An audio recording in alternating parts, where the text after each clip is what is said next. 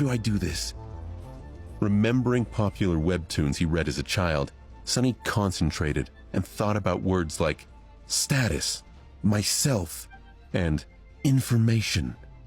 Indeed, as soon as he focused, shimmering runes appeared in the air in front of him. Once again, although he did not know this ancient alphabet, the meaning behind it was somehow clear. His eyes flitted over his bleak profile, which read, Name, sunless. True name, none. Soul rank, dormant. Memories, none. Echoes, none. Attributes, fated. Mark of divinity, child of shadows. Aspect, temple slave. Sonny wasn't surprised to have the lowest possible soul rank. This was his first nightmare. He had hoped he might be gifted a memory or an echo. Memories were magical items that could be obtained from the dream realm and summoned by the dreamer. Similarly, echoes were creatures the dreamer could call on for aid, but it seemed the nightmare spell didn't see fit to grant Sonny any resources. Sonny knew he couldn't focus on what he hadn't been granted. Life had taught him that a long time ago. He remembered the cop's advice and focused on his aspect. Temple slave. Didn't sound promising, but he dug deeper, pulling up the aspect description. The runes read, Aspect description. Slave is a useless wretch with no skills or abilities worthy of mention. A temple slave is just the same, except much rarer. At this point, Sonny finally lost his composure. No useless aspects, my ass! This has to be a fucking joke! I was supposed to get a fair shot! Sonny stared at the runes, trying to convince himself that he may be seeing things. Surely he couldn't be that unlucky. Right? His thoughts, he lost the rhythm of his steps and stumbled, pulling the chain down with his weight. Immediately, the shifty guy behind him screamed, Yeah, I'm shifty, see? Whores bastard, watch where you're going!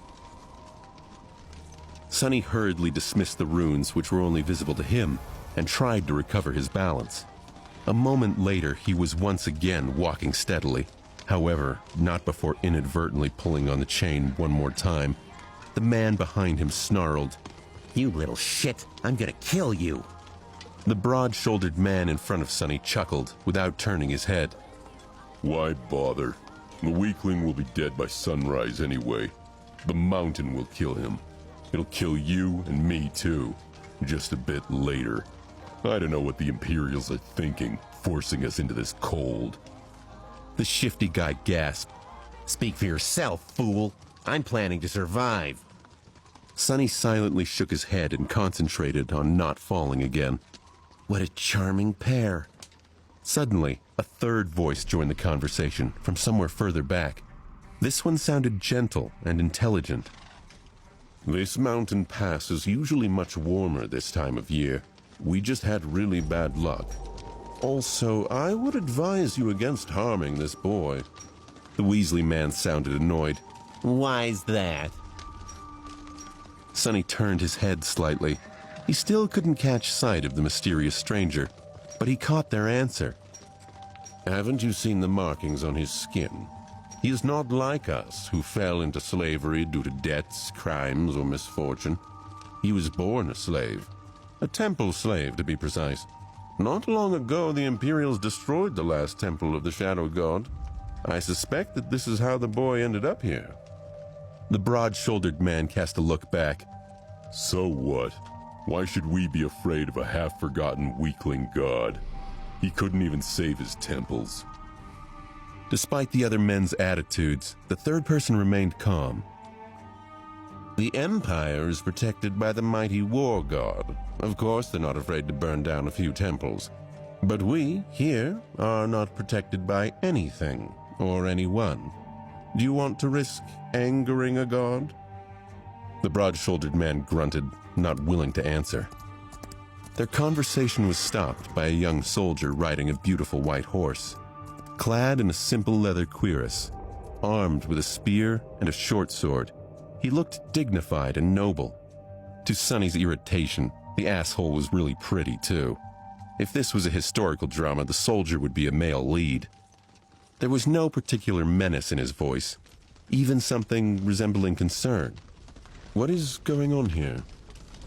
When everyone hesitated, the gentle-voiced slave answered. The gentle-voiced slave answered, "It is nothing, sir. We are all just tired and cold, especially our young friend over there. This journey is truly too hard for someone that young." The soldier looked at Sonny with pity, and the teen felt resentment bubble up in him. Who was this soldier to look at him like that? He couldn't be that much older. The soldier sighed and took a flask from his belt before extending it to Sonny. "Bear with it a little more, child. We will stop for the night soon. For now, here, drink some water." Being called a child struck close to home for Sonny. He was 18, but due to his thin body and small stature, both caused by malnourishment, Sonny was often mistaken for someone younger. Usually he didn't hesitate to use it to his advantage, but for now, for some reason, being called a child irked him. Still, he was thirsty. He was about to take the flask when a whip cracked in the air, and suddenly Sonny was in a world of pain. He stumbled, once again pulling on the chain and causing the shifty slave behind him to curse. Another soldier, this one older and angrier, stopped his horse a few steps back. The whip that sliced the back of Sonny's tunic open and drew blood belonged to him. Without even glancing at the slaves, the older soldier pierced his younger colleague with a disdainful glare. What do you think you're doing?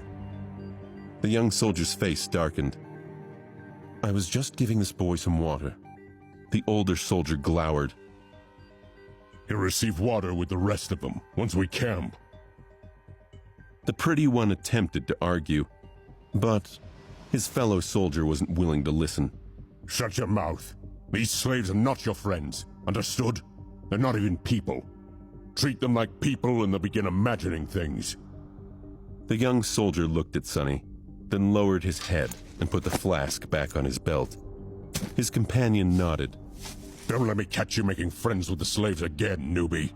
Or next time it will be your back tasting my whip. As if to illustrate his intention, the older soldier cracked his whip in the air and rode past them, radiating threat and anger. Sonny watched him go with well-concealed malice. "I don't know how, but I will watch you die first." Then he turned his head and glanced in the direction of the younger soldier, who was falling behind with his head still lowered. "And you second." The entire interaction awakened something in Sonny. He'd been so distraught by the hand he was dealt. He felt defeated, ready to give up. But this anger stoked his drive to survive. He wouldn't be treated this way, counted out. He was going to survive and become awakened. He was going to turn his curse into a blessing and for once in his goddamn life have power. Sonny smirked as the pieces of a plan began to form in his mind.